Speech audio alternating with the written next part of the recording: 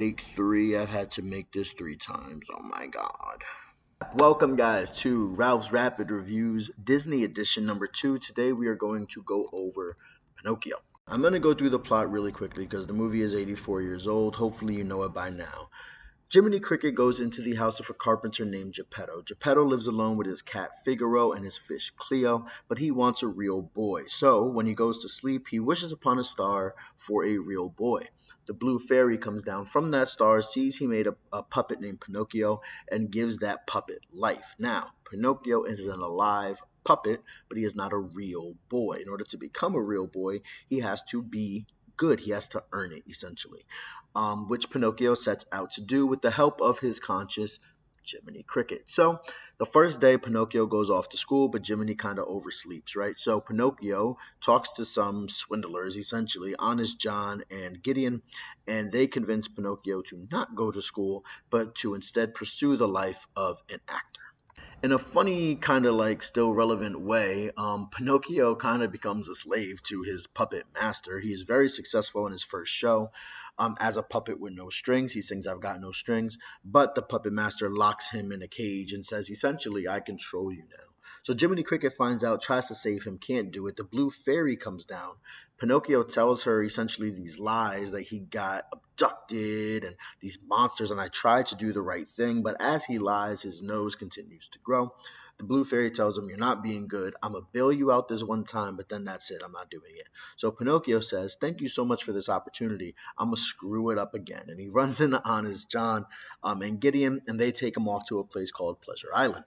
Now, Pleasure Island is a place where a bunch of these like lost boys essentially go to act like jackasses. They break things, they drink, they smoke cigars, they play pool, which I guess makes you bad in the 1940s. But however, point being, Pinocchio ends up with these guys, and Lampwick, who he is hanging out with throughout the whole course of the of this time in Pleasure Island, literally turns into a jackass as well as other boys. Jiminy is able to save Pinocchio from that fate. However, Pinocchio, it wasn't completely unscathed. He has like these donkey ears and a tail. Now, Pinocchio goes back home and he finds out that Geppetto went looking for him because he's been missing for about 2 days now. So when Geppetto went looking for him, he got eaten by a whale named Monstro. Pinocchio finds Monstro, gets inside Monstro, finds Geppetto living inside of Monstro, and helps him get out by starting a fire, making Monstro sneeze. Monstro doesn't want to let them go, though. Monstro chases them essentially into a rock cave, which kills Pinocchio. Now, Pinocchio, giving his life to save Geppetto, is now considered, I guess that was an act kind of Frozen esque. Um, it was an act that was good enough to allow him to become a real boy. So he does, and he's back to life, and everyone lives happily ever after in Disney fashion. So now we're going to get into these categories, and this is going to be a lot more comparative than it was last time. It's not a point system. It kind of is a point system, but it's based on comparison, not based on like I think Snow White has a 7 in animation. I think Pinocchio has an 8 in animation. It's just I think Pinocchio was better animated than Snow White. Spoiler alert. For the animation category, I'm giving it to Pinocchio. There are scenes in Pinocchio. That just feel more fluid. And I can't talk to the technical aspect of it because I am not an animator and I don't know the techniques and all that stuff. But I'm talking as a general audience member. That's the whole point of this channel. As a general audience member, I could look at scenes like the clockwork scene when we're in Geppetto's workshop and we see all the clocks going off. I could look at I've Got No Strings, that scene, and how the puppets are all interacting with each other. The animation felt more fluid this time around. So the animation category is going to go to Pinocchio. Next, I have the storytelling category, which is always going to be the most important to me. I think that is the whole point of movies and making movies is what story are you telling?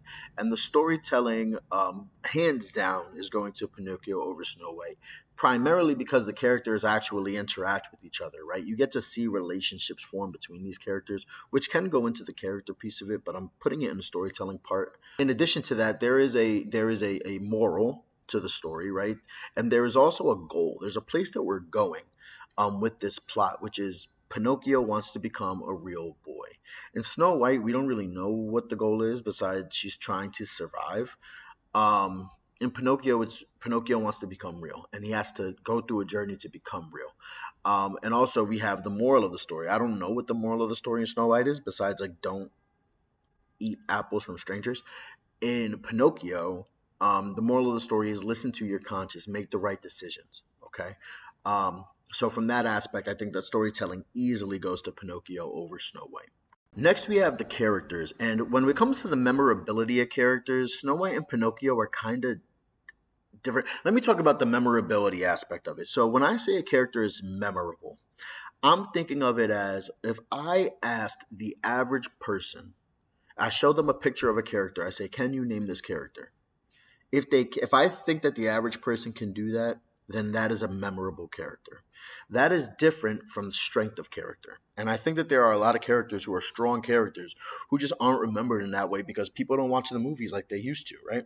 So when it comes to Snow White, I think you have more memorable characters. I think people can recognize the evil queen. I think they could recognize Snow White. I think they could recognize Grumpy, and I think they could recognize Dopey. Everyone else is kind of like a toss up. In Pinocchio, I think that they could recognize Pinocchio, and I think that they could recognize Jiminy Cricket. I would think that they could recognize Geppetto. So it's close. It's like a 4-3. Okay. However, I think that there is less fluff characters in Pinocchio than there are in Snow White. In Snow White, I look at the huntsman as completely generic. In Snow White, I look at the prince as completely generic. And in reality, the evil queen is kind of completely generic as well as half the dwarves. You don't have a lot of strong characters in Snow White. Whereas in Pinocchio, I look at characters who are underappreciated, such as a Figaro, such as a Cleo, such as an Honest John, such as a Lampwick.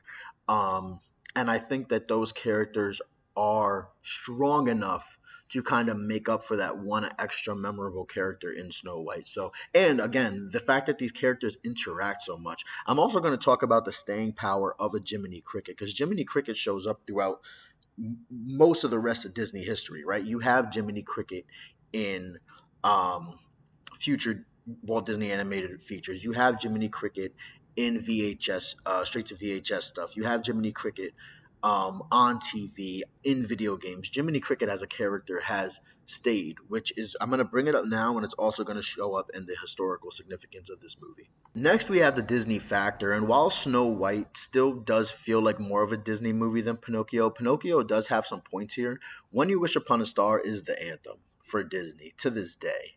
And the idea of wishing upon a star comes from Pinocchio, not from Snow White. So you have this like strong core of Disney there, but there are aspects of this movie that make you go, wow, that's happening in a Disney movie when they say jackass multiple times, when they are drinking, when they are smoking. Pretty much the whole Pleasure Island section kind of takes you out of like the, oh, wow, this is a Disney movie type of thing, whereas Snow White just feels more pure, and that purity is going to give Snow White the edge over Pinocchio, but Pinocchio will have some points over other Disney films for sure. Next, we are going to talk on the music. And this is going to be a tough one because actually, no, it's not. I take that back. This isn't going to be tough at all. When You Wish Upon a Star is the anthem. I don't think anything in Snow White measures up to that. And I still think that Give a Little Whistle and I've Got No Strings specifically are also very memorable songs. I think I've Got No Strings is just memorable, period. There's no way to talk about that. I wonder if Hi Ho would be at that level without Seven Dwarfs, or Whistle While You Work. I think that they're all kind of in the same ballpark. So the peak, I think, goes to Pinocchio, but also the staying power of the rest of the soundtrack, I also think goes to Pinocchio. Pinocchio was the first film to win the Academy Award for Best Original Score and Best Original Song. And that's only happened six more times in the history of the company. So when it comes to music, I think it's hands down Pinocchio. Next, we're going to touch on box office success. Pinocchio, let me put the numbers up real quick. Pinocchio made $631.5 million adjusted for inflation. That's good for 45th all time. However, Snow White was at 10th all time. The numbers just, there's nothing much to say about the numbers. Snow White was 10th, Pinocchio was 45th. Snow White almost lapped Pinocchio at the box office adjusted for inflation. It is what it is. Snow White gets that point. I've already made the case for historical significance for Pinocchio. I'm still going to give that point of it to Snow White, simply based off the fact that Snow White, again, first animated feature, created the archetypes. Pinocchio did make some history of its own, though. Like I said, first Disney film to get original score and original song. I think Jiminy Cricket as a character has huge significance for the company, but again, it's going to be really hard to beat the first. And Snow White was that. It was the first. And again, also the idea of the Disney princess brand originating from Snow White, expanded on by others, but Snow White is number one. And it's going to be hard for anyone to knock Snow White off of that historical significance. But I will say Pinocchio, very close. Very, very close. So just to remind you guys of the tiers, we have everybody should see, movie fans should see, Disney fans should see, Disney diehard should see, and then totally skippable for everybody. This is a good example of where I think I'll just give my personal opinion. I think that Pinocchio was a better movie than Snow White. I think it holds up better. I think it's funnier. I think the plot is more engaging. I think the characters are better. I think the music is better. I think it's just a better movie. Even though Snow White is, I would argue, a more iconic movie. And we're going to see where the rankings, that's what these rankings are going to end up doing. When we're done with the list, we're going to see where these movies rank against each other.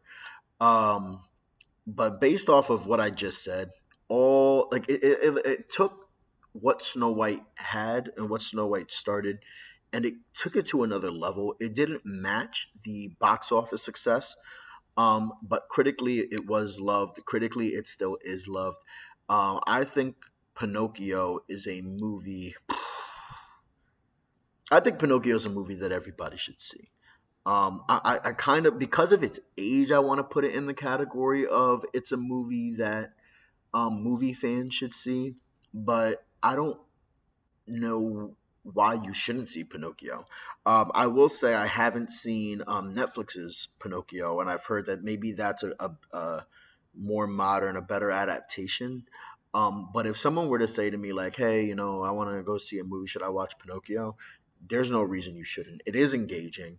Are you going to know that you're watching a movie that's 84 years old? Yeah, like the animation is old, but it's not bad. I do think it's a good watch. And yeah, if from my tiers, I'm putting it, and everybody should see. Although, to be fair, there are some things we got to talk about. On the con side, from the plot perspective, the movie's kind of broken up into three 30-minute sections. The first 30 minutes we spend completely in Geppetto's apartment. So that's good for like character introduction and growth, but by the 30th minute, you're like, are we going to move out of this apartment? The next 30 minutes are just a collection of Pinocchio fucking up. And then the last 30 minutes is Pinocchio trying to make good by saving Geppetto. So that first 30 minutes can kind of feel its length toward the end of it, but there are enough sequences to keep you engaged. And I love Figaro and Cleo. That's where we get the most of them. Um, the other con for this movie is the blue fairy kind of just shows up with no real like purpose besides to bail things out.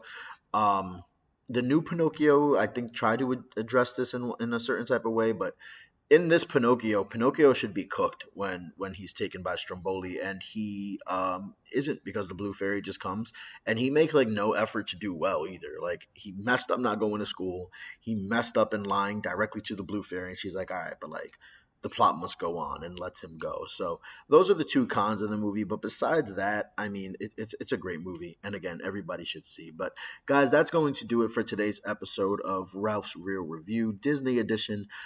Please feel free. I actually want to grow our subscriber base. I think right now we're at 2. So let's try to get up to 10. I'm gonna, small goals. But right now, I think 10 is a doable goal. So share it with your friends, share it with other Disney fans, and let's try to grow this subscriber base. Also, if you have any thoughts, feel free to leave them in the comments. Keep it positive. I want my platform to be a positive one. So yeah, thanks, guys. I will see you next time.